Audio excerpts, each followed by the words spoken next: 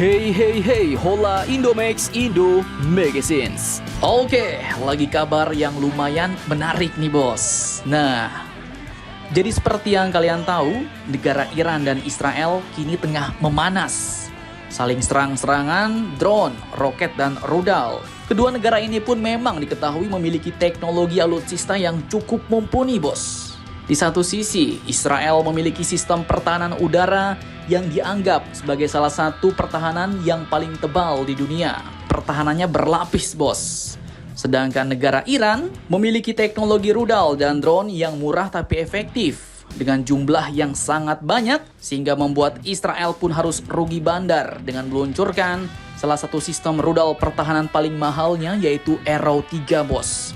Bahkan biaya setiap rudal yang diluncurkan oleh Iron Dome untuk melindungi Israel disebut mencapai $50.000 Amerika Serikat atau sekitar 850 juta rupiah per bijinya bos. Cukup amsyong. Kabar-kabarnya Israel habis hampir 1,6 triliun rupiah. Nah, di lain sisi namun kini ternyata muncul pula berita yang mengatakan bahwa kekuatan militer kedua negara ini masih kalah dari Indonesia. Nah lo, ini dia beritanya bos. Nah, lantas bagaimanakah ceritanya? Kok Indonesia jago pula ya? Setelah ini kita bahas. Kemudian nanti kabar kedua yang tak kalah mantap datang dari jet-jet tempur second yang dulu pernah diincar oleh negara kita bos.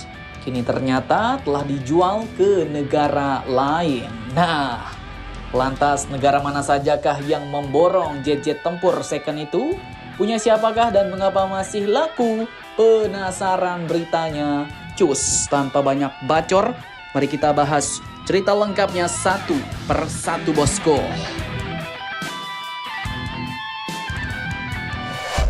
Oke, kabar pertama datang dari kekuatan militer Indonesia yang disebut berada di atas Iran dan Israel. Cukup ngeri-ngeri sedap nih.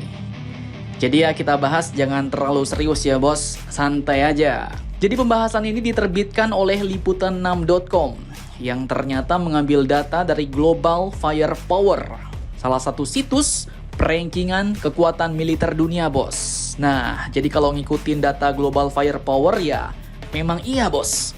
Peringkat militer Indonesia berada di urutan 13. Sedangkan Israel dan Iran berada di bawah Indonesia yaitu peringkat 17 dan 14.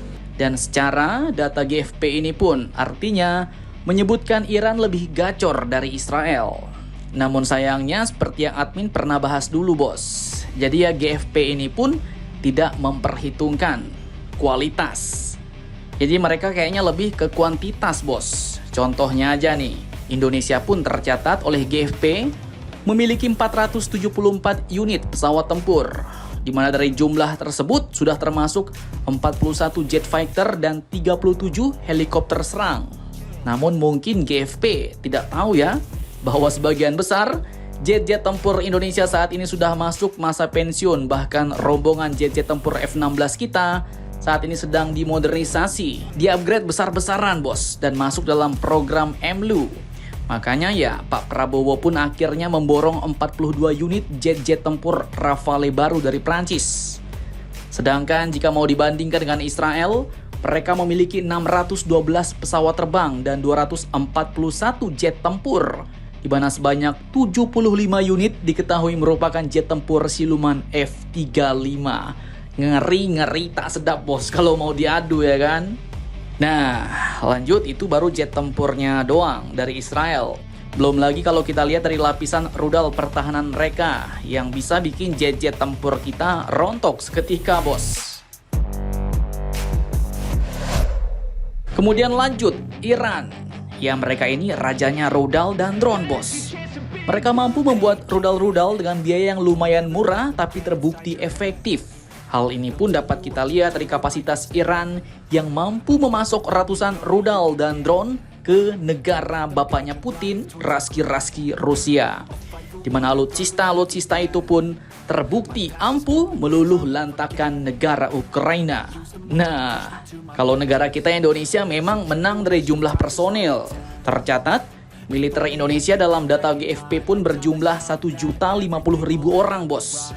Di mana personel aktifnya sebesar 400.000 orang. Namun ya, di zaman sekarang jumlah pasukan bukan menjadi patokan utama, bos, dalam memenangkan sebuah peperangan. Melainkan kini, yang menjadi patokan utama adalah teknologi. Kemudian juga kombinasi antara personel, alutsista, teknologi dan komunikasi yang semuanya wajib saling terhubung dan melengkapi.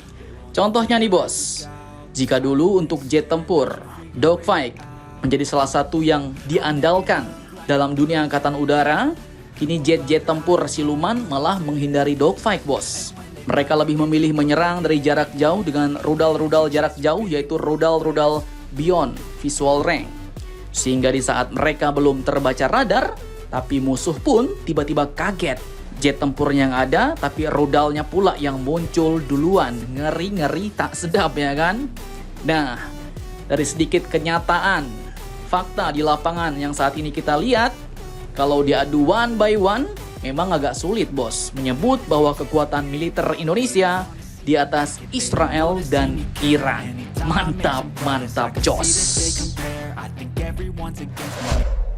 Oke, lanjut kabar kedua yang tak kalah mantap jadi jet tempur Mirage 2000-9 UEA yang dulu pernah diincar Indonesia, kini ternyata telah ludes diborong negara-negara asing, bos. 69 unit jet tempur Mirage UEA ini pun yang pertama diborong 30 unit oleh negara Maroko, dan Prancis pun disebut telah menyetujui transfer 30 unit Mirage 2000-9 dari UEA ke negara Maroko ini, bos. Kemudian lanjut, 39 unit lainnya pun ternyata juga akan diborong oleh negara Mesir. Dan dengan hal ini fix ya, bos. Jadi ternyata Indonesia pun sebenarnya juga rebutan dengan negara-negara ini untuk mendapatkan jet tempur second. Banyak yang ngantri ternyata, bos, mau membeli jet tempur second bekas pakai UEA ini. Di mana negara Sultan Uni Emirat Arab ini pun memutuskan untuk menjual jet-jet tempurnya ini karena mereka juga telah memborong 80 unit jet tempur Rafale F4 dari negara Prancis. Ngeri-ngeri sedap. Negara Sultan mah bebas, ya kan? Dan sebagai tambahan informasi, jet tempur Mirage 2000-9 ini pun ya lebih sangar dari Mirage 2000-5 Qatar yang pernah juga kita incar. Mirage milik UEA ini pun adalah versi lanjutan dari seri jet tempur Mirage 2000 yang dikembangkan oleh Dassault Aviation. Jet tempur ini pun dirancang khusus untuk memenuhi kebutuhan Uni Emirat Arab yang memiliki peningkatan signifikan dalam kemampuan operasional dan teknologi onboard, dilengkapi dengan sistem avionik modern, peningkatan kemampuan deteksi dengan radar canggih, dan kemampuan untuk membawa berbagai macam amunisi, serta dioptimalkan untuk misi superioritas udara serta serangan darat yang presisi, bos. Jet-jet tempur ini pun mampu membawa muatan maksimum 6.300 kg di 9 titik cantolan di badan dan sayap pesawat, sehingga memungkinkannya untuk mengangkut berbagai persenjataan, mulai dari rudal udara ke udara, rudal udara ke darat, bom berpemandu atau konvensional, dan Canon internal DEVA 30 mm.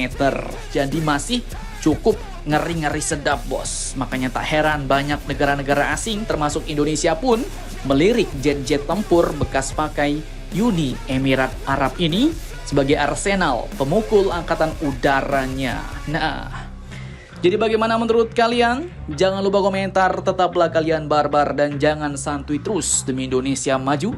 Salam Indomax, Indo Megasense.